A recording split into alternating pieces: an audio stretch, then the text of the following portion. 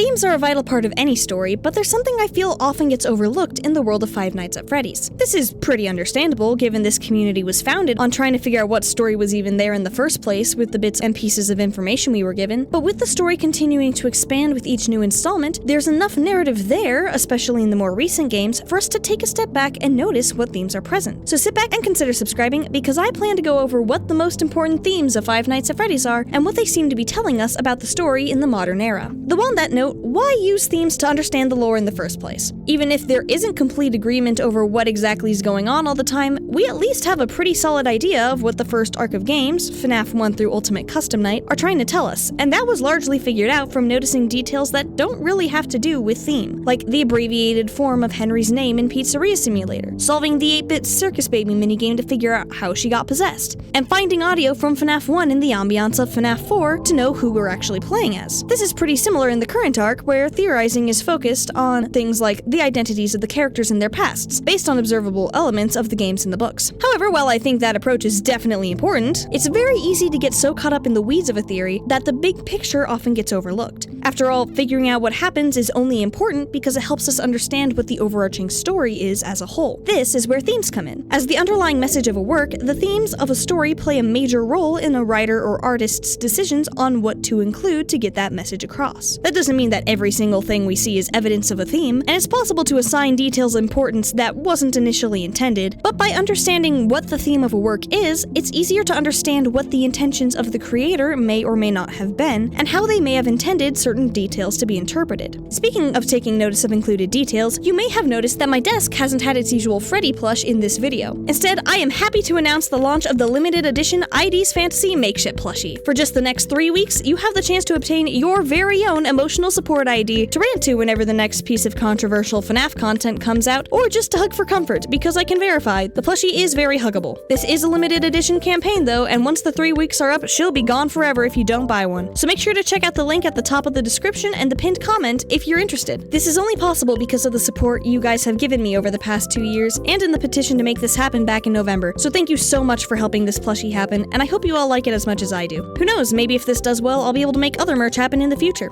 But back to the topic at hand, understanding the theme of a story helps you to notice things you may have otherwise missed, as well as have a better appreciation for what the story as a whole is. And this is why I think that understanding the themes of the games is so important, especially in the modern era where we're given relatively clearer narratives for each individual game, as well as plenty of story in the books, which, whether or not they're fully in the game continuity, would still give insight into the mindset that went into writing the more recent parts of the story. So just what are the themes we need to look out for, and what do they tell us about how we should examine evidence for theorizing in the current era? Well, there are a few different themes, some that seem to be more overarching throughout the series, and others that are just more relevant to the modern arc. In terms of overarching themes, the one that stands out the most to me is the theme that, while people should be stopped from hurting others, seeking vengeance has the tendency to perpetuate the cycle of pain rather than allowing those who were hurt to heal and move on. In my opinion, this seems to be one of the most fundamental themes of the franchise, built into the very foundation of how possession even works. For those who may not know, possession in Five Nights at Freddy's is due to a substance called remnant, which is created when physical objects, metal in particular, are used as a conduit for non-physical remnants of emotions, memories, or souls. According to the books, agony in particular has the tendency to linger, so it's no surprise that possessions are often the result of characters experiencing painful deaths. However, the reason I find possession so interesting in terms of the theme is the ways characters have and haven't moved on in this series. More specifically, I think it's important to note that a spirit moving on seems to be an active choice. One example that stands out to me is a character from the Fazbear Frights books named Jake, who was not murdered and eventually has the opportunity to move on, but actively resists doing so in order to help the other spirit he was with. On the other hand, despite fire being used as a method to try and destroy Remnant and force the spirits to move on, it doesn't seem very successful. Even if some of the spirits may have moved on in the Pizzeria Simulator fire, we see that one of William Afton's victims refused to move on and trapped him in Ultimate Custom Night, something we know from the Fazbear Frights books wasn't an actual form of afterlife, but was a nightmare coma with William still very much alive and in his body. Despite being told to leave William to his demons and to rest, the spirit wanted revenge, leading to William not dying the way he should have and still being around to hurt others, both in the books and in the games, though how involved William is in the recent games is a topic I'm saving for another video. But either way, the vengeful spirit keeping William around in a position to hurt others isn't the only example of revenge gone wrong. In FNAF 3, we see the spirits chase William into the Springlock suit in order to presumably get revenge on the man who murdered them, only for him being Springlocked to give him the remnant and agony needed for him to stay half alive as Springtrap for decades.